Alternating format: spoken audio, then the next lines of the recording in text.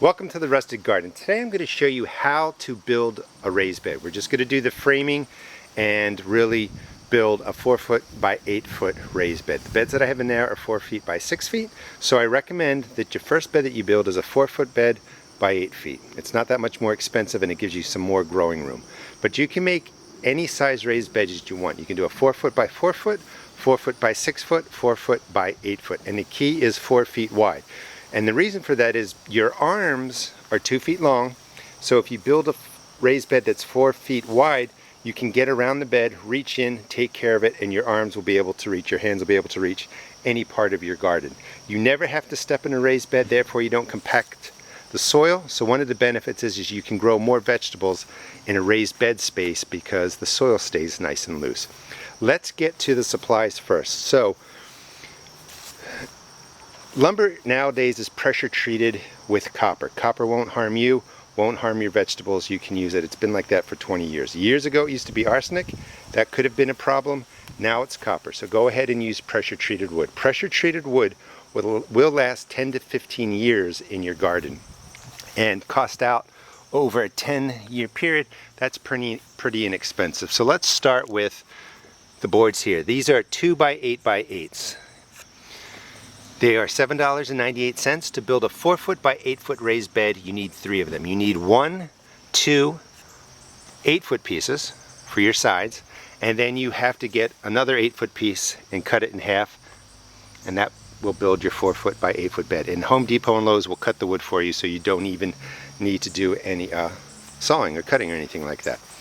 And again, they're $7.98, so that'll cost you about $24 to build a 4-foot by 8-foot raised bed, and it will last 10 to 15 years if you use pressure treated wood. I'm also going to build a couple 2 by 6 by 8s, and those boards cost $5.87, and again you'll need 3. You will need an 8-foot board for each side, and then one board cut in half, just like the other one, and you'll have your 4 by 8. The difference is the sides, one is 6 inches, one is 8 inches. I'll talk more about the sides and why you may vary those. The other thing you will need to buy are screws. You want 3-inch screws because they have to sink in a good inch to get through the board that's on the side, and you really want about 2 inches in there. This way your boards don't split or twist or anything like that. So you want a 3-inch screw. You'll need a drill and you'll need a drill bit. You want a drill bit that is smaller than the width of the screw, and you pre-drill 1, 2, 3 holes. And the reason you do that is then you can put the screw in there and it's not going to split your wood. And a lot of the deck screws you buy have a screw bit that comes with it, so you don't even need to buy that. So look for that. This brand is Deckmate. It's as good as anyone out there. So let me get to setting this up and we'll start with the build. So in the 8-inch boards, 8 inches across this way, you want to put in 3 holes. And you want to pre-drill again, 1, because pressure treated wood is very difficult to put a screw through. And you also don't want to put a screw in and then it splits the wood. 3 holes for an 8-inch piece, 2 holes for the 6-inch piece, and that's plenty to keep the boards from warping and twisting. You do want to make sure that you put the hole in the right place. You can see that the board is a width of probably about 1 inch. So the way you set it up is to really look at the width right here. So that board would be straight just like that. So you want to make sure you put the hole in the board with the drill so that it goes right into the middle of this board. And that's how you set the boards up. You drill into the 4-foot pieces, so it's 3 screw holes or drill holes on each side, 2 for the 6, 3 for the 8. Now this can certainly be done with one person, but if you have another person help you out, it makes it a little bit easier. Before you put the boards together in the corners, pre-sink the screws. It makes it a lot easier. Just put them in just enough so they don't fall out. And then you're going to start with the top screw. You want it to be flush right here and right here. And because we're just putting in 1 screw, we'll have some wiggle room to make sure it's flush when we get to the bottom screw. flush.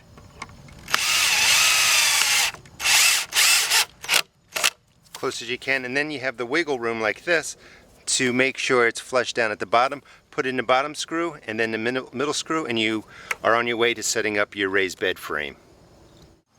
The 4x8's been framed together, and again you want to make sure it's flush across the top, flush down the side, and start with the screw up top here, and then sink the screw down at the bottom and then move to the middle.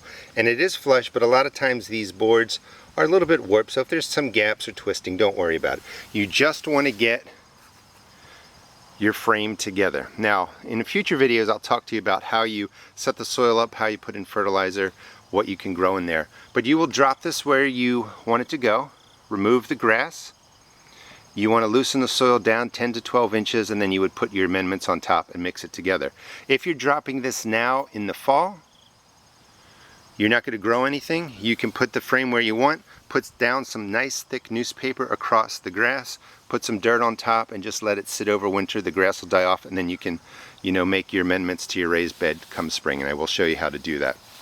So a couple of things. Raised beds are wonderful for concentrating your resources right into a space that you're not going to walk in. That will save you money.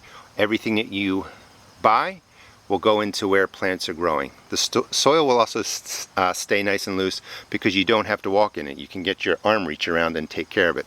So you can pack in more plants in a raised bed because they compete a little bit less when the soil's not compact, because they got all this great room, roots develop, the plants do really well. Now for the sides of your beds, this is a 4x8x8. You can see it's a little bit taller than the 6-inch boards. Any raised bed is great for planting early because the soil is above the ground. It drains quickly, it warms more quickly, and you can get your spring crops in more quickly, of course. I use a 6-inch frame a lot for come spring in my area so that I can just get out, get my lettuces in, my different greens in, and get going. The 8-inch sides are great if you want to grow 6-inch carrots because you can make a really nice loose soil. The taproot of the carrot will go straight down, and you're not going to get all that curving. And it really depends on what you want to grow, but I do recommend at least a 6-inch side. 8 inches is perfect, straight back there. I have an 8-inch side raised bed behind those black containers. Now these beds that I'm building today are going to replace this area right in here. And if you want to subscribe to my channel, I do weekly videos. I will show you how I transform this area with the new raised beds. I will also show you how I fill them, the different amendments I use, how I fertilize them. But I'm not going to do them all in one video. It'll be like 50 minutes long. So I'm going to take this 4x6 raised bed, and remember, you always want it to be 4 feet wide. It could be a 4x4, 4x6, 4x8, just so that your hands and arms can get in there and take care of the garden. This frame, 6 inches ago, is going to be put on this frame is 6 inches. So this will be a 12-inch raised bed in here. I'm going to really use a lot of cocoa coir, peat moss, loosen up the soil, and plant carrots in there. And hopefully I get nice straight carrots. Because I have clay soil, they twist a lot. An 8-bed, a 4-foot by 8-foot raised bed will be dropped in here. It's going to give me an extra 2 feet, which will allow me to plant a lot more. And this whole area is slowly going to be transformed. A lot of these plants are still viable, but the cold weather's coming, so I'm just going to pull them out and start getting ready for next spring. Hope you enjoyed the video. Please check out my seed shop at www.therustedgarden.com. Thanks.